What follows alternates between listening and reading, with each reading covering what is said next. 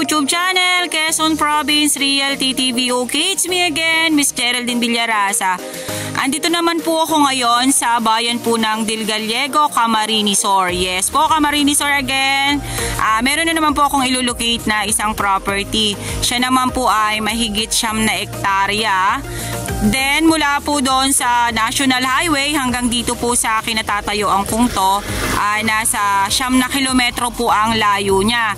Then yun pong 9 hectare mahigit ay meron po siyang, hindi po siya tabi mismo ng barangay road. Meron po siyang ilang hakbang bago po makapasok doon sa 9 na hektarya. Pero okay na po yung kalsada na yon na dadaanan ng sasakyan papunta po doon sa 9 hectare. Ano po, yan pong natututukan na yan ng aking camera. Yan po yung barangay road na nagko-connect doon po sa National Highway ng Dilgallego, Camarines Sur. Okay. Ito po may bato na yan. Yan po yung start ng 9 na hektarya. Then ayun po yung barangay road. Ano po, ilang hakbang lang po yan papunta po dito sa Siyam. Then tara na po dun sa loob. Ayan po, kasama na po yan sa 9 na hektarya. Ayun, may pili na po tayong nakita. Makikita ka dyan. Then nasaunan ka eh. Meron po tayo dito lukban. Yan. Then ayan po, flat na flat po ang area dito sa side na to. Ayan po, meron pa rin po dong Indian mango at langka. Then ito po ay santol. Then meron po siyang ilang puno po ng rambutan. Doon po sa dinaanan ko kanina. Ayan po siya, oh. Okay. Pero ito ma'am sir ay tax declaration again. Huwag po kayong magkakaroon ng doubt sa tax declaration. Ano po? Kasi yun nga po, may nabenta po ako last time last month na tax declaration po siya. Ayan po, meron po ditong malaking puno ng antipolo sa side na to at ito po ay santol ulit. Then meron po siya ditong mga bahay na talagang hindi na po siya natitirhan. Ano po? Ayan, napakarami pong fruit bearings dito sa bungad. Ayan. Then yung about naman po sa electricity, wala po tayong problema. Ito po, meron na po ditong kable ng kuryente. Ayan. Sige, doon po tayo sa Nyugan pupunta. Ayan, napakaganda na po ng nyug, oh. Ang lalaki po ng kanyang mga buo. Tapos mga takaran pa rin lang po siya. Yan pong side na yan, flat na flat po yan. Yan. Ito po yung kabilang side. Napakabababa pa po ng nyog.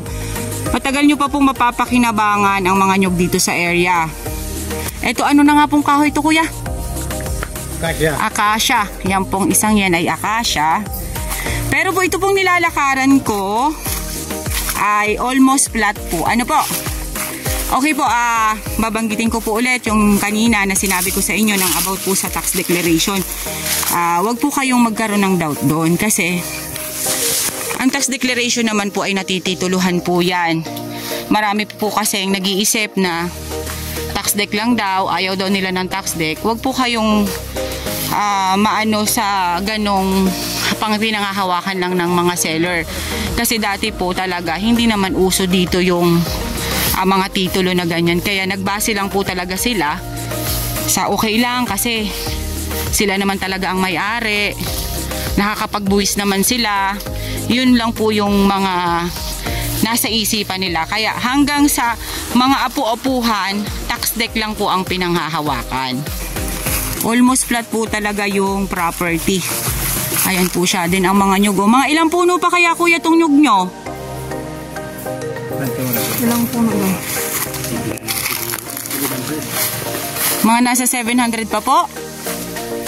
Okay po. Mga nasa 700 pa po ang nyug nung area. Kasi yung kasama ko po is pinsan po mismo nung may-ari. Ang ganda po niya, oh. Napakababa pa po ng nyug.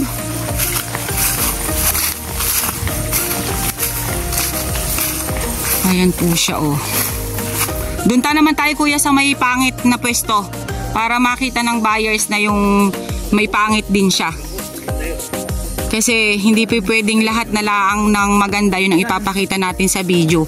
Dapat ipapakita din po natin yung pangit.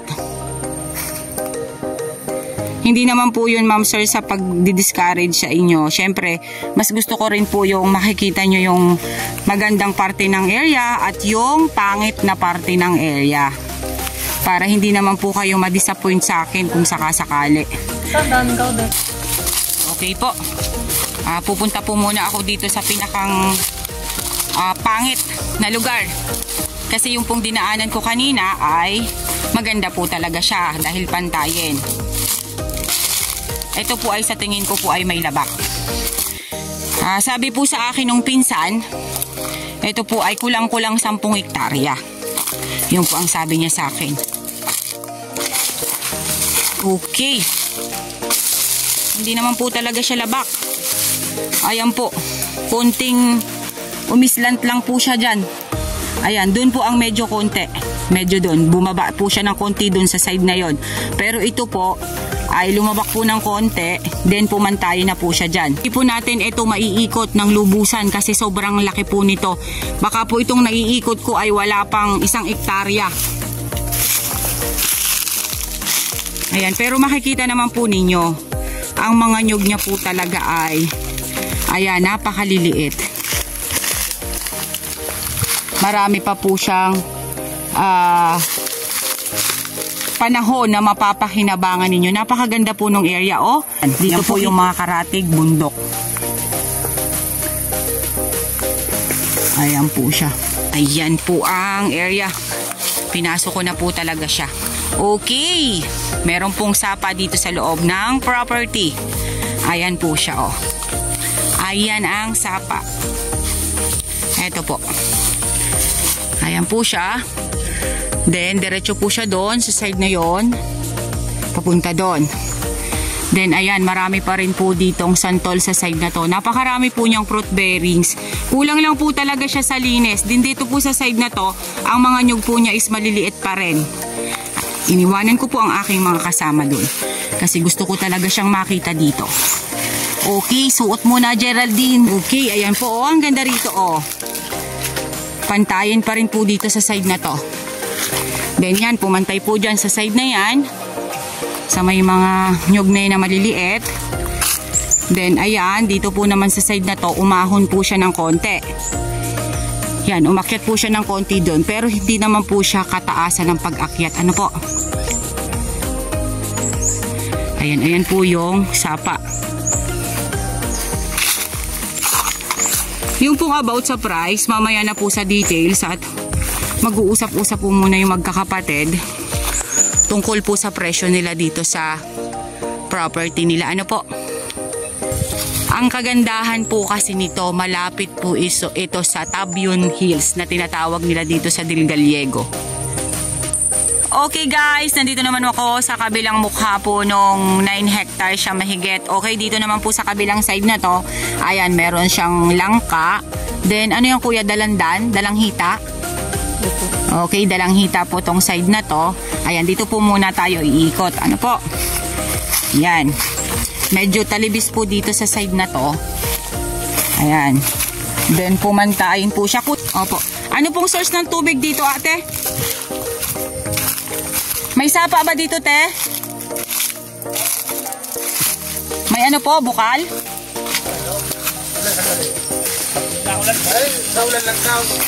Sahod ulan, yung pang sa palayan. Okay, ito pong isang pitak na to ng palayan, kasama po yan. Then yan pong overlooking na yan, kasama pa rin po yan sa 9 hectare mahigit. Then yan pong naiikutan na yan ng aking camera, kasama pa rin po siya sa 9 na hektarya na binibenta natin. Ano po, ayan, wala po kayong problema about sa electricity kasi ayan, napakalapit lang po ng poste ng kuryente. Balanse po ang lupa. Hindi naman po siya karamihan ng bundok. Hindi naman din po siya karamihan ng pantay. Balanse lang po talaga siya. Ayan po, may mga fruit bearings pa rin po doon sa side na yon. Napakarami po niyang fruit bearings. Pero dito sa side na to, yung bundok pong yan, yung overlooking na yun, napakaganda pong magtayo ng bahay dyan. Ito naman po ay dadaanin po natin ito sa maayos na proseso. Tulad nga po nung nadil ko nung nakaraan na ongoing nga po yung mga papel. Pina-research po sa LRA, pina-research po sa Senro, sa DNR. Then, nagpasa po ng clearance sa MTC at sa RTC para po mapatunayan natin na wala talagang nag-apply na titulo. Okay po, yan po, kapantayan pa rin po itong side na to. Napakaganda po nitong paglagyan ng mga baka, kambing. Yun po ang maganda po sa property na to. Yun nga lang po, wala po siyang cellphone signal kasi kanina pa po ako naghahanap ng signal dito sa iniikutan ko. Wala po talaga siyang signal. Pero napakaganda po ng mga tanawin dito sa lugar na to, dito sa Dilgallego.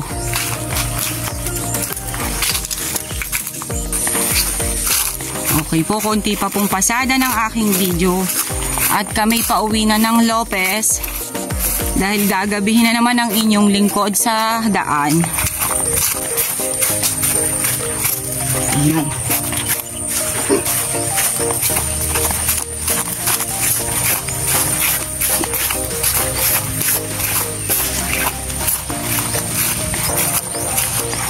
Yan po yung side na yan. Then, ito po yung palayan. Okay guys, sabihin nyo na po ang property namin. Dito po ito sa Dilgallego, Camarines Sur.